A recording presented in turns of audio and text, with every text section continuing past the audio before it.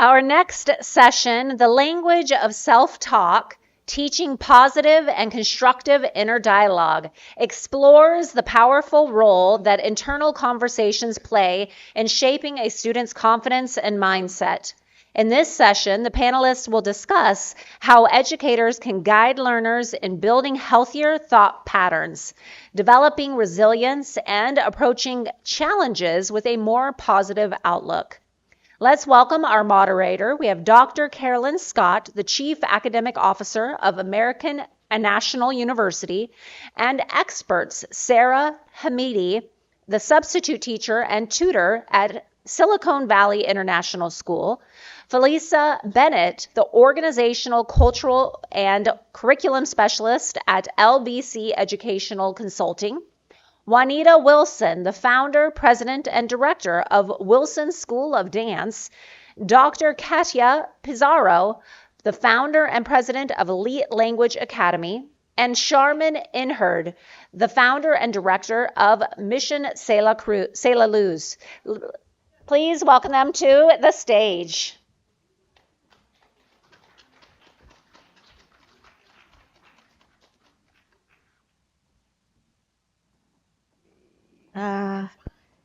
We need to move down one. Yeah, okay. Oh, we're good. She's here. Okay. Good afternoon. She's using. Okay. As our lovely MC said, my name is Dr. Carolyn Scott, and I'm joined today by a group of professionals whose work spans classrooms, curriculum design, performance, language development, and community-based education. Each brings a different perspective on how self-talk develops and how we can influence it. Sharman Injerd is an educator and coach with over 50 years of experience across traditional classrooms, homeschooling, and international education.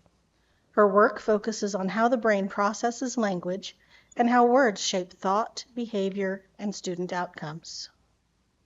Sarah Hamidi is a K-12 substitute teacher and multi-subject tutor in the Bay Area, working directly with diverse learners, including students with IEPs and ADHD, to build confidence, close skill gaps, and develop strong academic habits.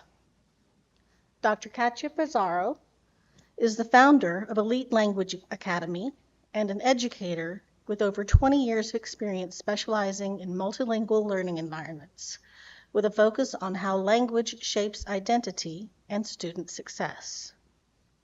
Philisa Bennet is an educational leader and curriculum specialist with over 20 years of experience, currently leading alternative education programs in South Carolina.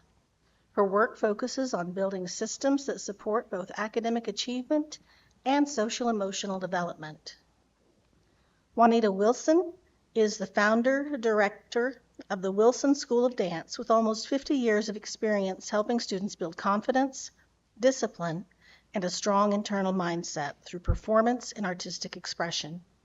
Additionally, she taught at the University of Virginia for 27 years and is the founder of the new nonprofit Wilson Dance and Arts Foundation. And as I mentioned, I'm Dr. Carolyn Scott. I serve as the Chief Academic Officer at American National University, where much of my work focuses on student outcomes, retention, and how these internal factors show up at scale. But before we get started with our panel questions, I'd like to ask Sharman Injerd to briefly tell us a bit about how the brain works. Thank you. I asked if I could please use the podium because I use my body and it's very hard to sit and talk at the same time. So I'm glad to be here. I like to thank all of you for being here. And I am so impressed with what I've heard already. Excellent. I'm really very blessed. Words are powerful. The power of life and death is in the tongue. We can encourage a student to achieve the impossible, and we can also destroy a life with what we say. I work in Ecuador, and we work and live in Ecuador in schools. A few years ago, a mother came to our school with her 7-year-old son. She wanted to enroll him in the school. Super. I asked the mother to stay for the opening session just so she would get a feel of what we do in the morning, and she gave her son to me to have our first chat. And I took the little boy aside, 7 years old, and I said, "You are so brave coming to a new school." And he said, "No, I'm not. I'm a coward." I went, "Okay, help me God. What do I say to that? Who told you that?" "My mother. My mother says I'm a coward." We're going to have, I declare, we are going to have a good year. So I sent him back to sit with the other children. I went to do what I needed to do, and I watched the mother who was sitting in the main room.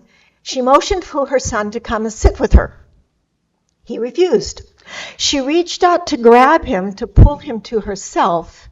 The 7-year-old threw himself on the floor, beating the floor with his fists and his feet, screaming at the top of his lungs. The mother was totally mortified, humiliated, picked up her son and ran out the door, and I never saw them again. Was there a cause and effect with that? It drove me to become a life coach. What was that? I'm going to give you a real super simplified version of the brain, okay? Real quick. The brain, what we know about it, is 3 parts: the conscious, the subconscious, and the superconscious. The conscious is your absorption chamber. It sees everything, your 5 senses. It receives what you see, what you hear, what you feel. It has the right and wrong option. It says, this is good, this is bad, I like this, I did not like that. It puts all of this information into a box, basically, and it stars certain things. This was important. I burned my finger on the stove. I need to do something about that. That's a star. All of this information then is sent to the subconscious. The subconscious is your computer, and that's all it does. It's just the data box. It has no right and wrong. It simply receives what it just got from the conscious. It puts it in little files, archives as we call them, and puts them in the memory banks, except for the red alert ones that need action immediately, which were the starred events. As soon as the subconscious gets those, it makes a procedure. It puts exactly what we need to do to avoid whatever that was. And if I burn my finger on the stove, my subconscious has now made a procedure that says, this is what you're going to do to avoid that pain.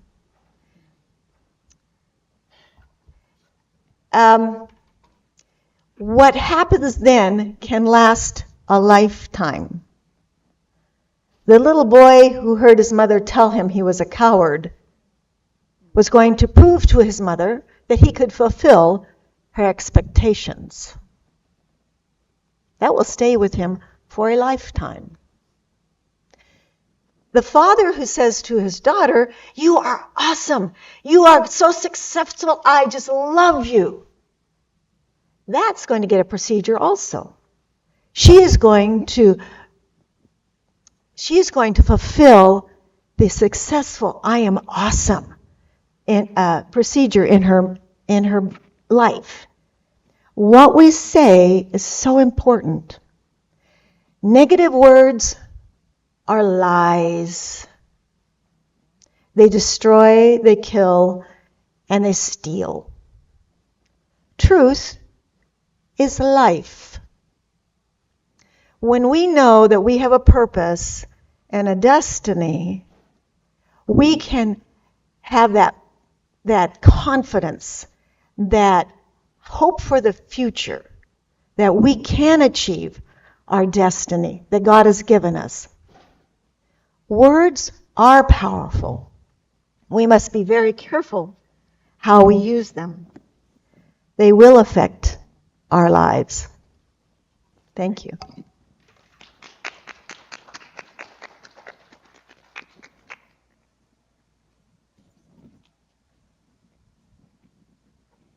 Thank you very much. So our first question that I'd like to pose to each panelist is, Sharman gave us a little taste of why she's here. What led each of you to this self-talk panel? Sarah, let's start with you. Yeah. Hi. Can you guys hear me? Yes. Okay, great. Thank you so much. First, I want to say thank you to Education 2.0 for having me. My name is Sarah Hamidi. I am a current substitute teacher at the Silicon Valley International School, as well as a self-employed tutor. What led me to this self-talk is because this is actually personal for me. I have that experience as a child being in education, but not just as a child being in education. I now work in education. And what you said, it really hit close. It hit home for me. It really hit close to home for me because, sadly, you know, and in education and in any industry, I want everybody to keep in mind there is good and bad everywhere. There are really awesome, good teachers that we should really pay more and really praise more. And there are also, sadly, bad teachers. And in my experience, sadly, when I've had a bad teacher, I kid you not, I was told I was too stupid to learn anything because I'm possibly on the spectrum of autism. And it's like you said, words are powerful because that stays with me as an adult. And subconsciously now as an adult, I'm kind of seeing the effect that has. And not just being told I'm too stupid to learn anything, but not having anybody support me. I was always told, you can't do this. You're not good enough for this. This isn't good enough. Whether that's from teachers or parents, or my own parents, sadly. Sorry, I still love my parents. I want to make that very clear. But I guess that's why I'm here, because I get to share that experience of not only what it's like to have been there as a child, but also what it's like to now work in education. And I think us as teachers, and even substitute teachers, we really need to be careful with our words. Because it's like you said, words are really powerful. They can make you do amazing things. Words can make you accomplish amazing things. But words can also really hurt and sting. And it lasts a lifetime. Because for me personally, even when I feel like I have recovered from those negative thoughts or those negative words that were told to me, it still lasts a lifetime. I will always still have that doubt in the back of my head telling me, can I do this? Am I doing enough? Am I doing the right thing? And so that's why I'm here. Thank you. Sharman, do you have anything to add? When I was given the opportunity, When I was given the opportunity to speak on the panel, I went, that's what I got my coaching in. Yes, I will be there. God has a reason for that. Hallelujah. So that's why I'm here. Okay, good enough. Juanita. Well, I'm here because I think I related to the topic that we're on specifically, but being an educator of dance, pretty much most of my life, for almost 50 years, dance is something that's really important to me, but how I got to it is a little bit more unusual. So I think hearing that story may help to understand how it is and why I feel like I have a good understanding of the topic of self-talk.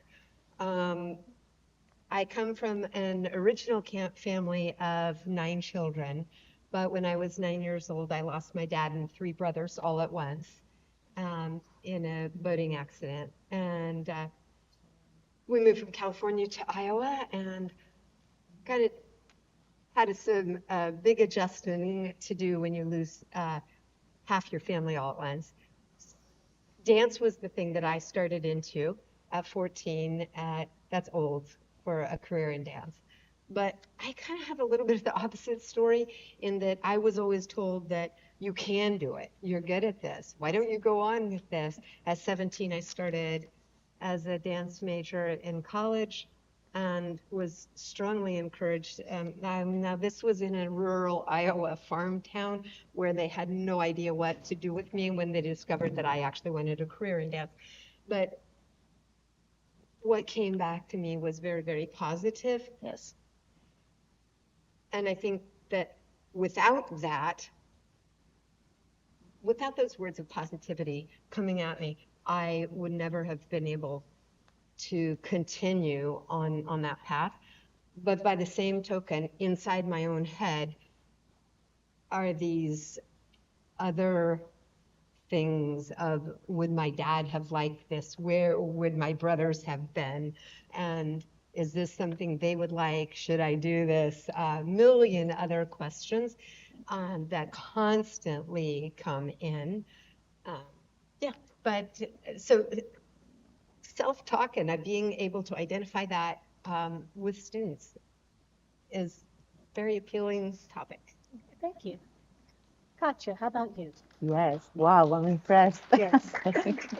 Yes. It's been an honor. Thank you so much for having me. I'm Katya Pizarro from Edit Language Academy, and I will answer to these questions after listening to these beautiful voices that I'm following my passion. I am a true believer that we're all creators, and as educators, we're messengers. So, of course, this is a great occasion to spread the message of really encouraging and sharing the stories, my own story in a way, lessons learned and shared, and of course, having the vehicle of this teaching and how helping others to determine, to let them know, to be aware that we are creators, we design, and we choose what we think and feel, and that goes directed to our own actions. So that's really powerful. That is really related to the theme that is being since the beginning. Words are so powerful, and it's true. We have the compromise as educators, as coaches, leaders, to spread that message. So thank you so much, and there's more to come. Yes, here you are. Philisa, how about you? I would have to say that I resonated with this, well, this topic resonated with me both personally and professionally. Personally, it resonated with me because throughout my teaching career, well, early on in my teaching career, during my student teaching experience, I was actually told by my mentor teacher that I had no business teaching.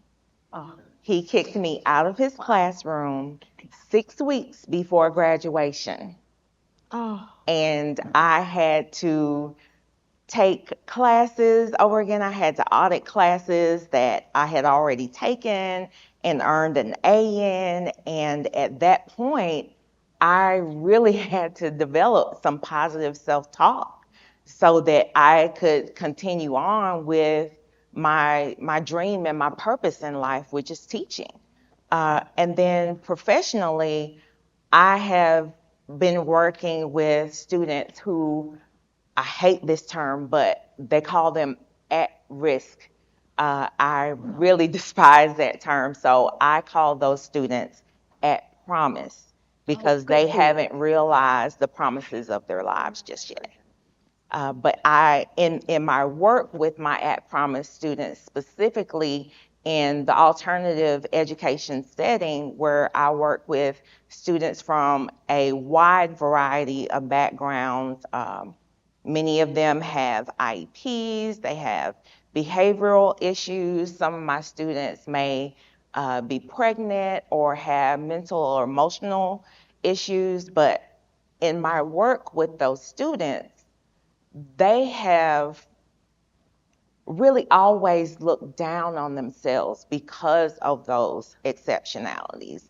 And it's my goal to teach them that they are better than what they've been told they are.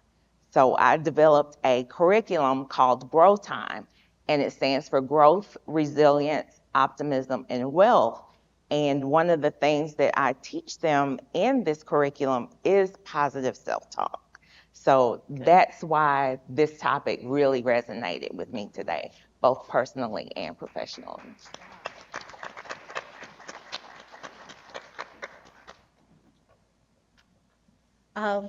This topic resonated with me. I was always pretty well supported as a child, so I didn't have a lot of negative self-talk. However, years later, when I became an academic counselor, first thing students said, I can't do this, I can't do that. And then I had to learn pretty quickly to help them think through. Can you physically not do it? Does it violate a law? Or do you just not want to? And have to give them permission for, I don't want to be an okay answer. But then keep going. Okay, well, what happens if you don't? So that's why I'm here. So for the group, we're going to start off with a foundational understanding group question here, or applied practice group question rather. And I won't call on you, please just speak up. What are the practical ways educators can help students recognize and shift negative self-talk? I think the way that educators can help is get to the root cause of why they say, I can't.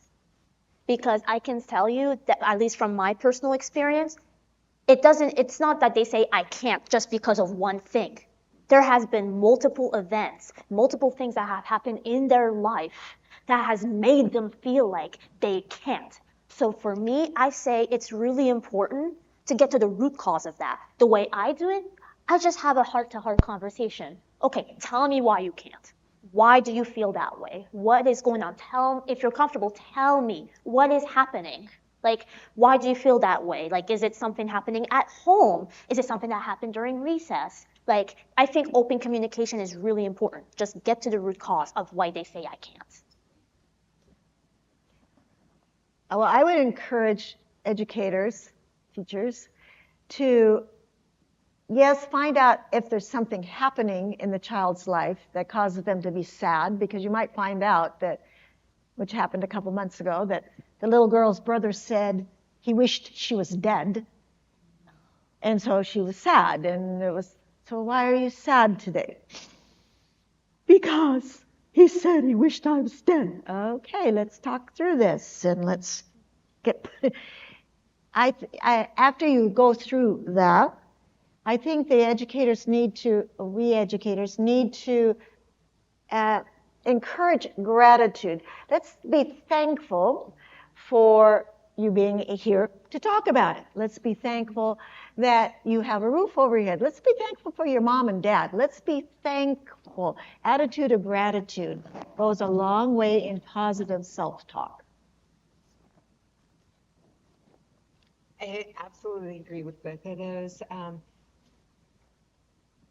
Teaching dance, first of all, dance is a universal language, so my perspective is going to maybe be just slightly different in that I recognize that need for more communication sometimes from an action rather than from verbal. Somebody that doesn't want to move when we change lines, they don't want to move to the front line. When we do a movement, their movements are very, very timid as opposed to boisterously expressive. And it's usually not because they can't or are not capable of it. It's usually because of something that's happening inside, something that is telling them they shouldn't do that. They don't want to do that. There's some reason that they're emotionally shutting down so that they can't physically do it. And so what I try to do is connect with them. Usually at the beginning of a class, I'll come in and say, hey, how are you guys today? How was your day? And I know that in a school setting, that's a little bit harder to do. But nonverbal cues to that, I think, are extremely important because nonverbal is kind of where my expertise is. So somebody that casts their eyes down, somebody that speaks up and said, we had tested it. I'm burned, or somebody that just looks to their friend, rolls their eyes, like, why is she asking this? You know, you get a read on the room before anything was even needed to be said. So I think just being open to opening up what the communication, for me, that's just like asking how you are. And then really being on the receiving end, perceptive to what those reactions are.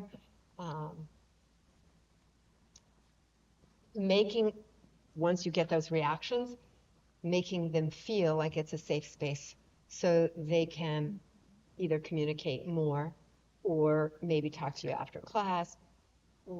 Maybe they need to, one of the things I think I've heard a lot today is so many of the things are what the world around us are acting on us to make the self-talk be positive or negative by what people say, by what happens in the world. I can give you a quickie little example again. This is showing my age again, but the Iranian hostage crisis, yes, back in '79. I had Seema Ramazani in my class, whose father was the head of UVA Foreign Affairs Relationship and advising President Carter. I also had in my classes Betsy Moorfield, whose father was one of the hostages and being held in Iran. Oh my goodness. I decided that I should take this opportunity. They weren't in the same class, and get them together. And I know that by simply seeing what was going on, by the way, Seema is Iranian, Iraq. And so putting the two of them together in the same room and having a conversation is something that I think both of them will remember even to this day, and I know that I will. It's taking the time to see what's going on in their lives, talk to them a little bit about it, make them feel safe enough that they can communicate back to you, and then providing a space for them to grow and to do whatever they need to do to feel whole and to feel valued. Yes. Well, wow, I'm so impressed with all those responses. Yeah. The word that comes to my mind to answer your question is inner strength. We must, as educators, encourage that inner call. How? Making sure our students, that individual searching for his, her own growth, knows himself, knows herself, what I am, who I am, what I really want, and realize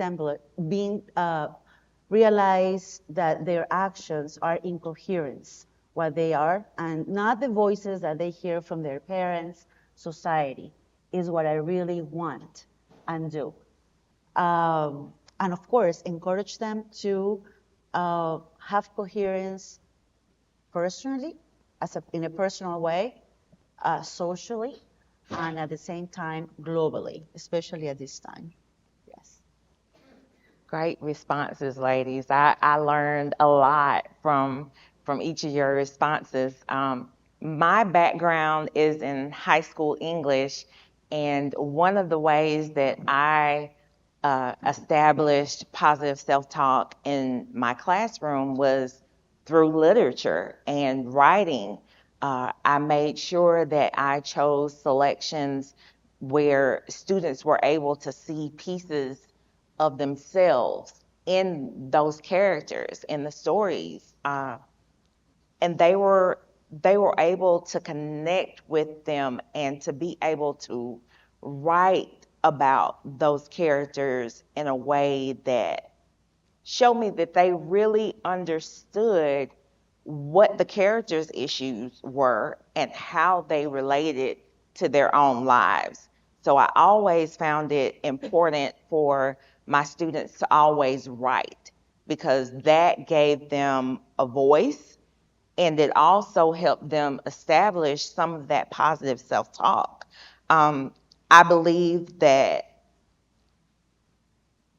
negative self-talk begins with their academic work, their attendance, their behavior. All of those areas are evidence of that negative self-talk. So we have to work on ways to be able to improve that.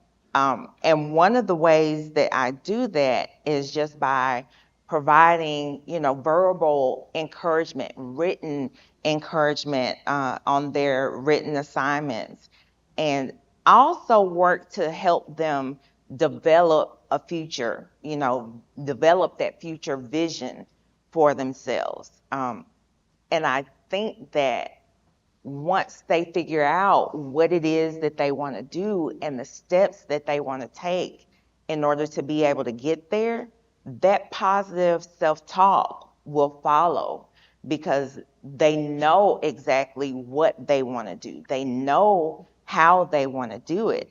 So because of that, they're able to begin to identify those negative patterns of thinking and speaking about themselves and become more resilient people through that positive self-talk. Can I add on to that really quickly? I absolutely love what you said about having, like, you see who students are through their writing and the characters they create and everything. I absolutely agree with that because that's what my 8th grade teacher did to cheer me up, to encourage me. He would encourage us in the classroom to, like, when he would give us writing prompts, it was always about, talk to me about your feelings. I want you to write to me about the best vacation you ever had, the best memory you ever had, the best food you ever ate in your life. And you can really, know a lot about a student. You'd be surprised how much you know about a student just simply through their writing, through their academic work. So I think what you just said is absolutely amazing. And thank you so much for saying it. No problem. Just to kind of piggyback on that, one of the things that I do with my students as soon as they walk into the classroom in the mornings, I have a wheel of emotions posted on my board, and I have them. It's 3 circles. The inner circle is an emoji that, kind of represents what they're feeling. And then there are 2 outer circles, and they have to be even more specific about what they're feeling. And so when they come into the classroom and they tell me exactly how they're feeling, that gives me an idea of how I should approach that student that day. Sure. And I would piggyback off that and say that at least in the school where I work at, so our school is different because we are a private, I work as a substitute teacher in a private international school. So we have the French English curriculum, German English, and Chinese English. And something that we do, that we teach kids, that is a mandatory class for all grades, is social emotional learning, also known as harmonization. So we teach kids about, how to talk about their feelings. We teach kids about certain issues happening in the world and how they can talk about them in a meaningful way. And I will say that in every classroom that I've done substitute teaching at, you'll always see like that 4, almost like that 4 square of like the question on top says, how do you feel? And then the green is like happy, the red is like angry, yellow is like so-so, and blue is like sad, tired. So I think that also really helps with the negative self-talk as well. Thank you, ladies. We kind of answered the next question, so I'm going to skip it and go down to the systems and implementation section here.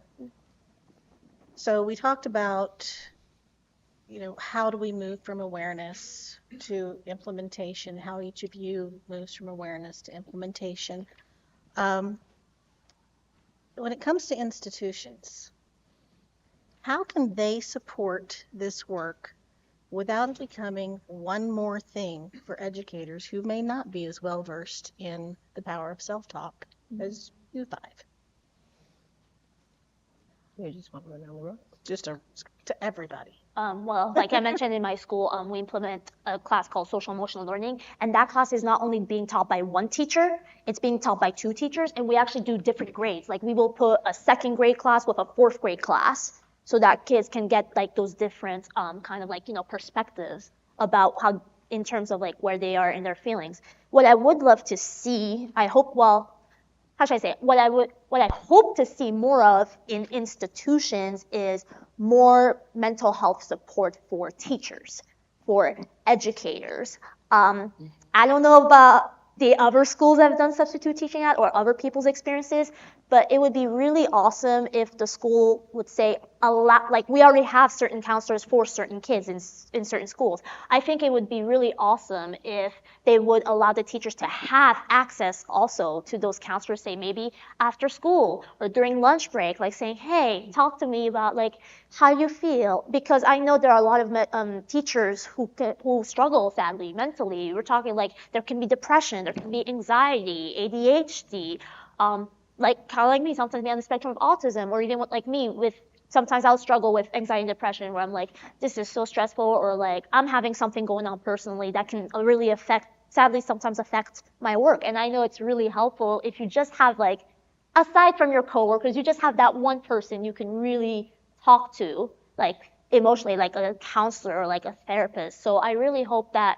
institutions implement that. And I think that things like social emotional learning can also be implemented without adding too much burden on the teacher if we give the opportunity for two teachers or more to share the work.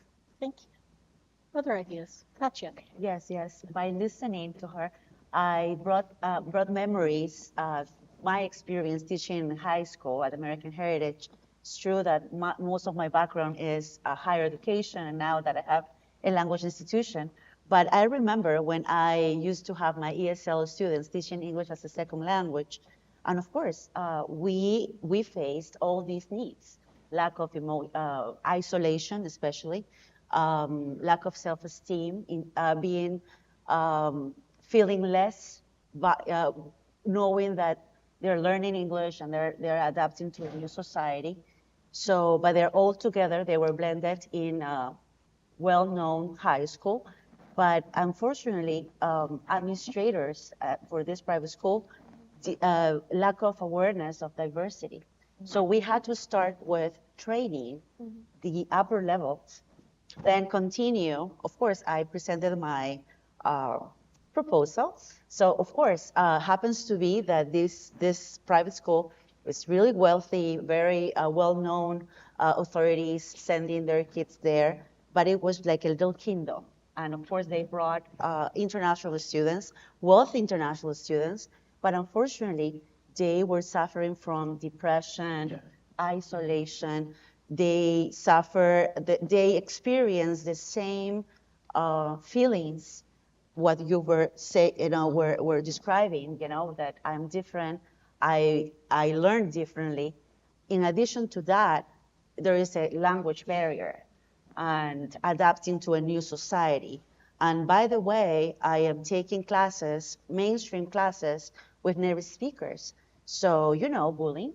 So that didn't help at all. So what do we do? So that is the implementation that comes to the table. I Right. absolutely agree with you. Yes. I actually wish we need more diversity in the classrooms. I'm lucky that I work in a school where I feel very diverse. Like there's a lot of Arab teachers like me. But in public schools I go to, a lot of the times I'm the only Arab teacher. And it's just nice to have more Arab teachers, more women of color teaching. We need that diversity. So just to continue with this story and this successful implementation, because they accepted conversational cafes. People, students could integrate their cultures, their feelings, and yes, you can incorporate learning, putting notes, little notes in Russian, Chinese, Japanese, Spanish. So they feel that they belong to that institution. It was not just in my classroom, or it was not Mrs. Pizarro's. By that time I was not a doctor, just Mrs. Pizarro. So, and I said, wow, it's a mini change. We can really change the stories. We can really make a difference with simple things, and just by having this authentic conversations with your heart, because that's key. We can make a difference, yes, as teachers, do this, do that, follow a lesson plan. Yes, this is amazing strategy, but who makes the decision?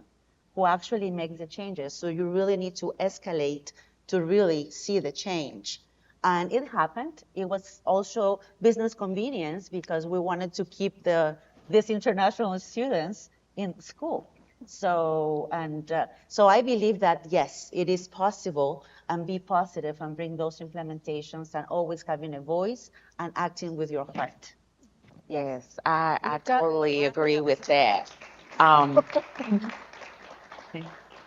I think for teachers, it's hard for them to teach things that they don't know. So if they're suffering from mental health issues, which cause them to speak negatively to themselves, it's like, how can they possibly get students to think that way as well? So providing professional development on ideas like adverse childhood experiences or childhood trauma, trauma-informed practices, even Jeffrey Young's life traps, which I absolutely love. Having teachers learn about all of those things will help them not only identify those areas in which students are struggling and learn something about those students in the process, but it really opens doors to help students, develop a voice, develop, a vision, and be able to speak a lot more positively about themselves. Thank you all. Can I say one thing? Dance is Quick, we're being played off. Dance is a universal language. If anybody is interested in learning more about movement and how that could help across all languages, mental health, emotional, and physical well-being, I'd love to talk to you more. I would invite you all, if you have questions, these ladies prepared for this panel. They've got more to say. We'll be here all week. Thank you. I just wanted to mention one more thing very quickly. If you are interested in having your students learn more about social emotional learning, growth mindset, everything from financial literacy, just being able to develop an overall vision for their lives, I've written a curriculum called Growth Time. It stands for Growth, Resilience, Optimism, and Wealth. I would welcome the opportunity to speak with any of you about that. Thank you. Thank you. That was excellent.